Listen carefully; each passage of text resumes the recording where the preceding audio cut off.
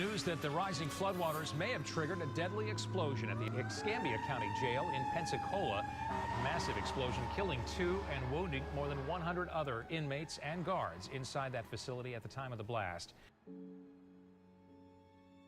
3 years ago, about half of the jail blew up in a tragic explosion from a natural gas leak.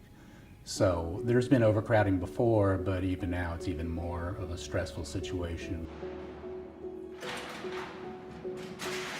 It's so overcrowded here that they are having to go 2 counties over in Walton County and transporting them back and forth to court. And even my understanding is for medical care.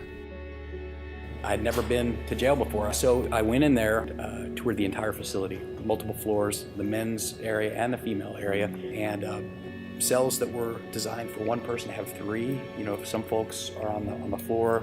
So it was an eye-opener for me, and it's good for someone like me who has these, you know, law and order, lock 'em up mentality to kind of see it on the ground level. In my opinion, Eric Haynes, not speaking for the Sheriff's Office, there are so many laws and things that we have criminalized that I think we've overburdened the system. There are too many laws on the books that people can end up losing their freedom on. There's a lot of times, a lot of cases that I've seen where law enforcement could easily give the person a notice to appear in court, and instead they make an arrest. I look at the overcrowding as a systemic public health problem. I mean, we're spending millions, I think $47 million that we're spending on the incarceration of citizens. Keeping them incarcerated still becomes a greater burden or liability on the backs of the taxpayers. And so if we're paying $60 to $70 a day to incarcerate someone and their bail could only be $100, I don't think that that's good stewardship. I think that what most folks that don't do this sort of work don't understand is that most folks that are in jail are there awaiting trial. You're looking at roughly $2,000 a month to detain a person who has not been convicted of a crime. Jail is for folks who get sentenced or who are dangerous or who aren't going to show up for court, and is not really the place that people should just be housed before their case is determined. Poor people sit in jail because they don't have bail.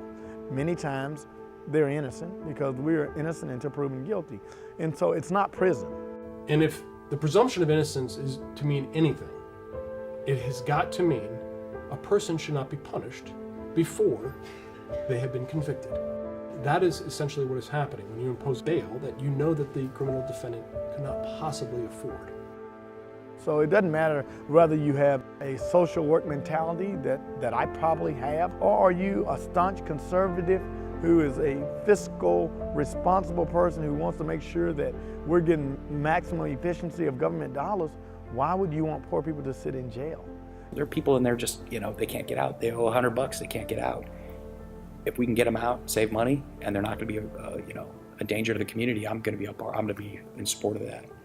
Well, the bond considerations under Florida law are one, primary to assure that the person who's been arrested is going to return for their court proceeding, but also the safety of the public is a factor to be considered in bond decisions also.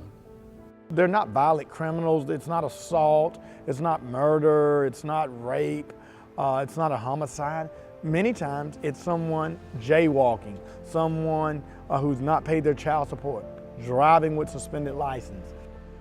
These low-level offenders, you know, people that are homeless, panhandlers, nonviolent, small amounts of drugs, let's find a way to clear them out.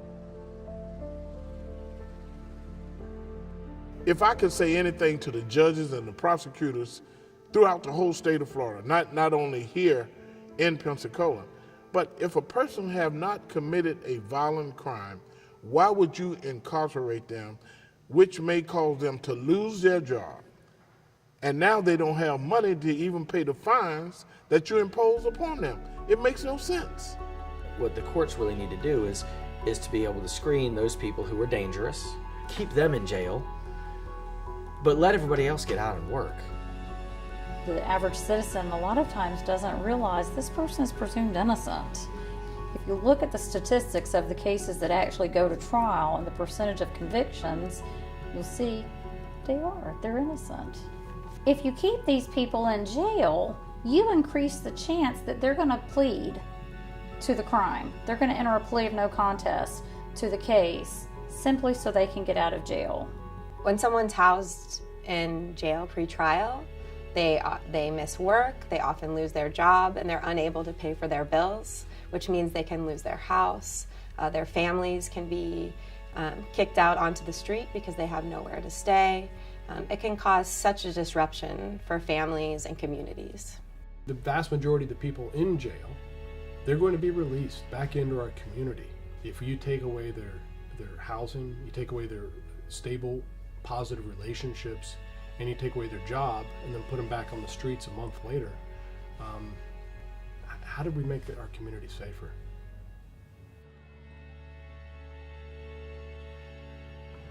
I think technology is going to really help us with our overall system. Judges can have another item in their toolkit. Okay, well, you're nonviolent and you seem like you fit the criteria. Instead of putting you in our jail, I'll put you on an ankle monitor. And if we can help with things like that, I think we have a role to play. GPS monitoring is at least less than 10% of what it costs to keep someone in jail. I think the county commission is right in the center of this. We own the jail. We have to pay the bill, and we do the budget.